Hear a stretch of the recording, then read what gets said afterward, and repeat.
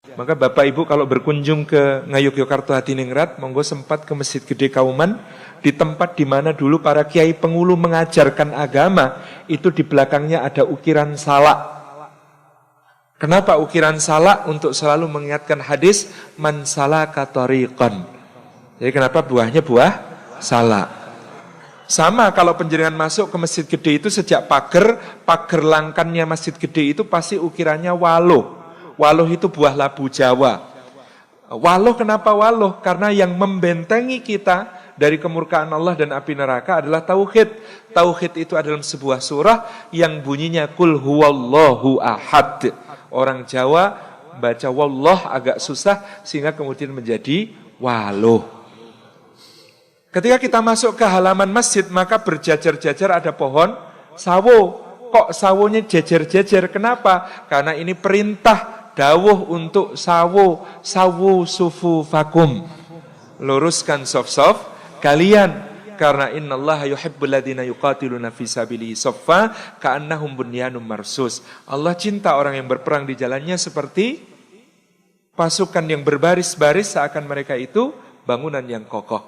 Maka sawu, kita kalau masuk ke serambinya, di serambi Masjid Gede Kauman Jogja itu, ukiran paling luar itu bentuknya buah nanas.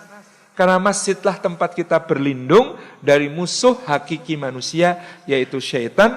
Maka nanas, kul a'udzu birabbin nas, malikin nas, ilahin nas, dan seterusnya. Kalau kita lihat kemudian di atapnya Masjid Gede itu ada ukiran tanaman yang saling bertaut satu sama lain. Sulur-sulur seperti ini disebut sebagai lunglungan. Lunglungan itu artinya tulung-tulungan. Wa ta'awanu 'alal birri wat taqwa. Jadi masjid itu tempat saling tolong-menolong di dalam kebajikan dan ketakwaan. Kalau kita lihat pintu masuk ke ruang utama masjid, itu pas di depan di mana para qadhi dulu mengadakan mahkamah pengadilan Surambi. Di dalam Angger-Angger Agung, kitab undang-undang kerajaan, disebutkan bahwa pengadilan Surambi sumber rujukannya kitab Patakul Mungin, Patakul Wahab, Tohpah. Kita sekarang bisa tahu itu Fathul Mu'in, Fathul Wahab, dan Tufah. Jadi di situ di belakangnya ada ukiran bentuknya wajik. Saya dulu bertanya kepada Romo Tirun, KRT Jatiningrat, kenapa kok wajik? Wah itu kayaknya ada ayatnya tapi saya lupa ya mas. Wajik itu pokoknya hubungannya dengan pengadilan di akhirat.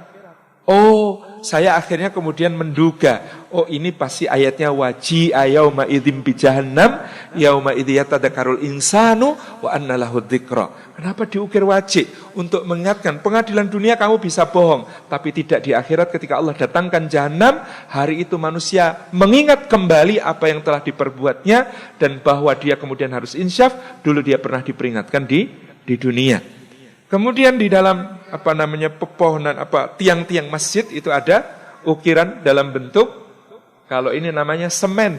Kalau tadi yang di atas itu lungan, kalau ini semen. Kenapa semen? Semen itu asluha tsabitun wa far'uha fis sama tu'ti ukulaha kullahinin bi'idzni rabbiha. Semen dari kata semi. Semi itu selalu tumbuh, berakar, mekar, memberi buah. Itulah sifat kalimatut tauhid yang telah berada di dalam hati seorang mukmin seperti yang diumpamakan Allah dalam surah Ibrahim ayat ke-24 dan 25. Ini sebagai pembuka, saya ingin katakan sebenarnya kita ini sangat lekat dengan simbolisasi karena orang Jawa itu memang agak susah diajak bicara vulgar. Maka ketika mengajarkan agama pun dulu para ulama menggunakan simbol. Apalagi di masa penjajahan ketika kemudian Belanda memberikan tekanan-tekanan besar kepada ajaran yang sahih. Sehingga kemudian kita lihat sampai ke atap masjidnya, tajuk atapnya berbentuk tajuk, di puncaknya bukan kubah, tetapi ukiran daun keluih. Jadi kalau kita lihat masjid-masjid yang ada hubungannya dengan Keraton Mataram itu pasti di bagian atas ukirannya daun keluih. Kok keluih? Keluih itu kaluwihan. Bahasa Arabnya al-fadl. Maka kul innal fadla biyadillah. Yang namanya keutamaan, anugerah agung itu berada di dalam tangannya Allah Subhanahu wa ta'ala. Jadi ini contoh bahwa kita ini sangat lekat dengan berbagai macam hal yang sangat syar'i.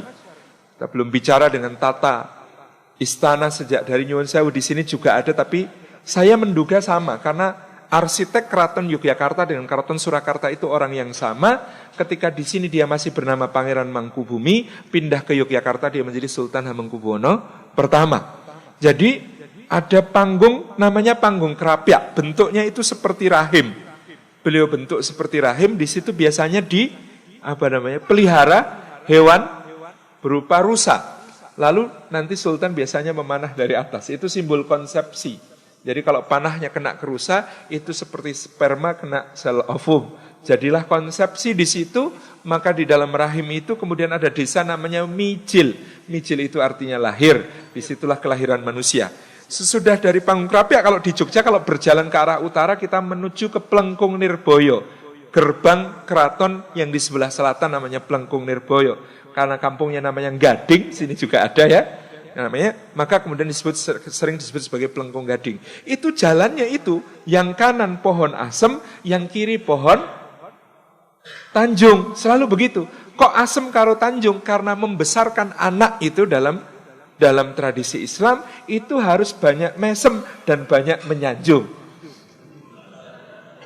Makanya pohonnya pohon asem dan pohon tanjung, harus banyak mesem, banyak nyanjung. Karena bayi itu sengsem, bayi itu bayi yang banyak memberikan pesona kepada kita.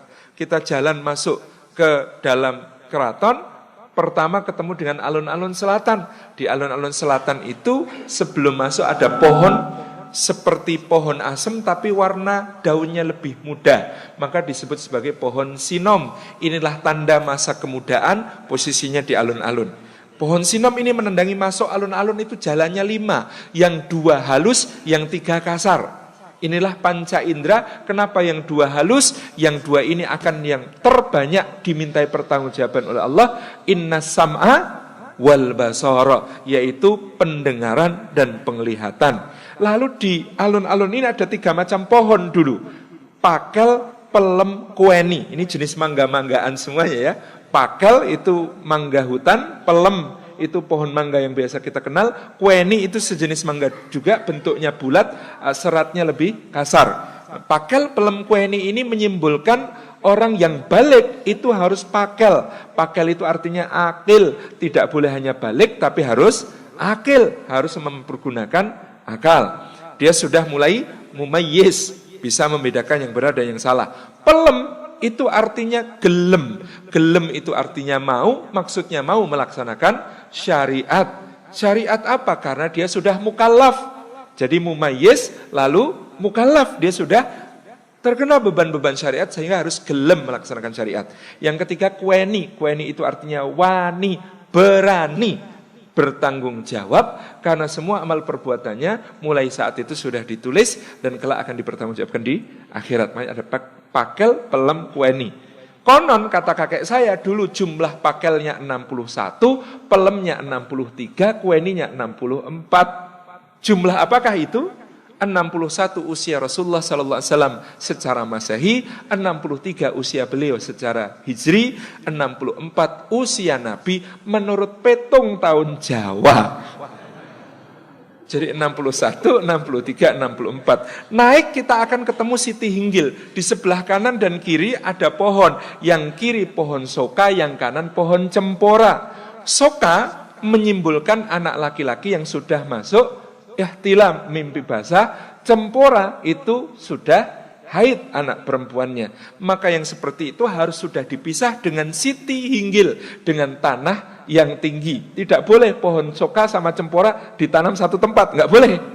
Karena yang sudah balik nggak boleh ikhtilat, harus pisah. Gitu ya. Ini harus pisah. Ini soka, ini cempora. Pemisahnya apa? Siti itu tanah. Tanah itu asal kejadian manusia. Hinggil itu artinya tinggi. Maka dia adalah manusia yang memiliki akhlak yang tinggi. Jadi harus ada guru yang mulai mengajar dengan pengajaran yang baik. Dan guru itu harus memiliki akhlak yang mulia. Dan salah satu tanda akhlak mulianya adalah bisa memisahkan laki-laki dan perempuan ini dalam alamnya masing-masing dan diajari dengan akhlak dan adabnya masing-masing.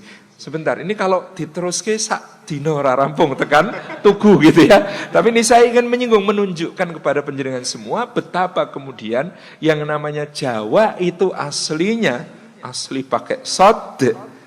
Awalnya dibangun kebudayaannya, simbol-simbolnya oleh para santri. Jadi saya mencatat setidaknya ada 3 sosok yang selalu akan saya tulis. Ini sedang proses, mohon doanya dari Nasi Mataram ini. Kesantriannya Masya Allah. 1 Pangeran Diponegoro, yang kedua kakek buyutnya namanya Pangeran Mangkubumi, yang ketiga kakek buyutnya Pangeran Mangkubumi namanya Sultan Agung. Ini 3 sosok yang selalu menjadi referensi tentang bagaimana menjadi seorang muslim yang saleh dengan kemudian menerjemahkan keislamannya dalam simbol-simbol untuk pengajaran kepada rakyat.